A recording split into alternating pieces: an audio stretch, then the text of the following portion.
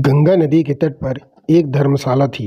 वहाँ एक गुरुजी रहा करते थे। वह दिन भर तप और ध्यान में लीन होकर अपना जीवन यापन करते थे।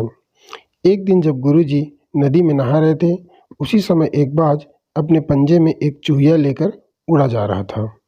जब बाज गुरुजी के ऊपर से निकला तो चूहिया अचानक बाज के पंजे से फिसलकर गुरुजी की अंजुली में आकर गिर गई। गुरुजी ने सोचा कि अगर उन्होंने चूहिया को ऐसे ही छोड़ दिया तो बाज उसे खा जाएगा।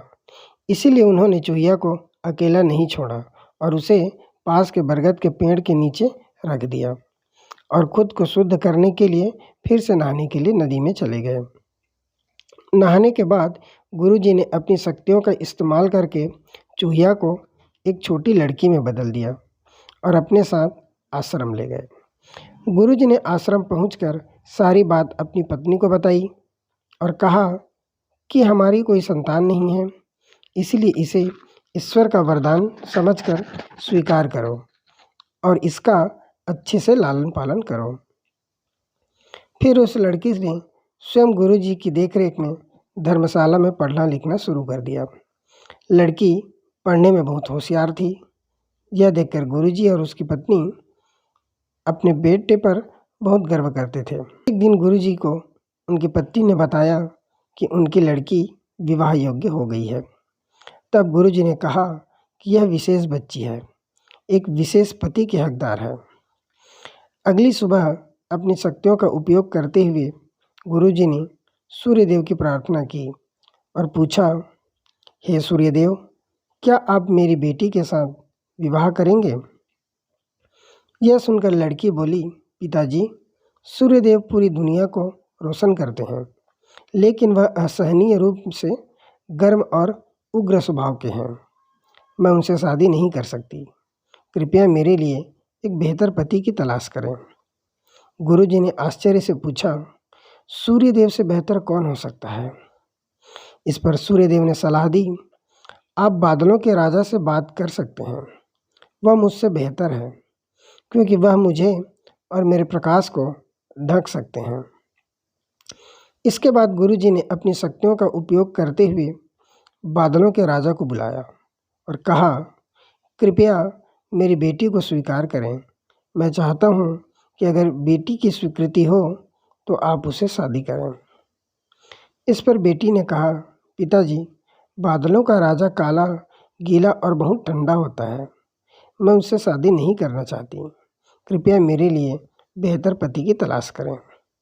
गुरुजी ने फिर आश्चर्य से पूछा, भला बादलों के राजा से भी बेहतर कौन हो सकता है?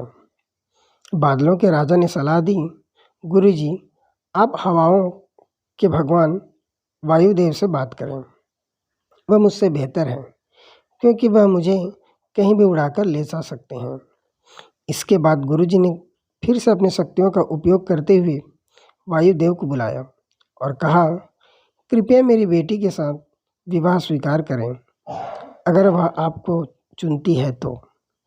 लेकिन बेटी ने वायुदेव से भी विवाह करने से इनकार कर दिया और कहा, पिताजी, वायुदेव बहुत तेज है। वह अपनी दिशा बदलते रहते हैं।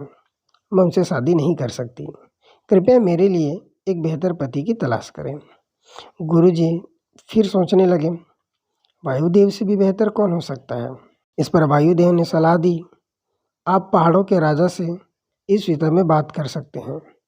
वह मुझसे बेहतर है क्योंकि वह मुझे बहने से रोक सकते हैं। इसके बाद गुरुजी ने अपनी शक्तियों का उपयोग करते हुए पहाड़ों के राजा को बुलाया और कहा, कृपया मेरी बेटी का हाथ स्वीकार करें। मैं चाहता हूँ कि अगर वह आपको पसंद करती है तो आप उससे शादी करें। फिर बेटी ने कहा, पिताजी, पहाड़ों के राजा बहुत कठोर है। वह अचल है। मैं उससे शादी नहीं करना चाहती। कृपया मेरे लिए एक बेहतर पति की तलाश करें। गुरुजी ने सोचा, पहाड़ों के राजा से भी बेहतर कौन हो सकता? पहाड़ों के राजा ने सलाह दी, गुरुजी, आप चूहे के राजा से बात करके देखिए। वह मुझसे बेहतर है क्योंकि वह मुझ में छेद कर सकता है। आखिर में गुरुजी ने अपनी शक्तियों का उपयोग करते हुए चूहे के राजा को बुलाया और कहा, कृपया मेरी बेटी का हाथ स्वीकार करें। मैं चाहता हूँ कि आप उससे शादी करें अगर वह आपसे शादी करना चाहे तो। जब बेटी चूहे के राजा से मिली तो वह खुश होकर शादी के लिए राजी हो गई। गुरु ने अपनी बेटी को एक सुंदर चूहिया के रूप में वापस बदल दिया। इस प्रकार गुरु जी की बेटी चूहिया का स्वयंवर संपन्न हुआ। इस कहानी से यह सीख मिलती है दोस्तों, जो जन्म से जैसा होता है उसका स्वभाव कभी नहीं बदल सकता। यह कहानी कैसे लगी आप कमेंट करके ज़रूर बताइए और इस चैनल को सब्सक्राइब कीजिए, लाइक कीजिए और शेयर कीजिए दोस्तों। धन्यवाद।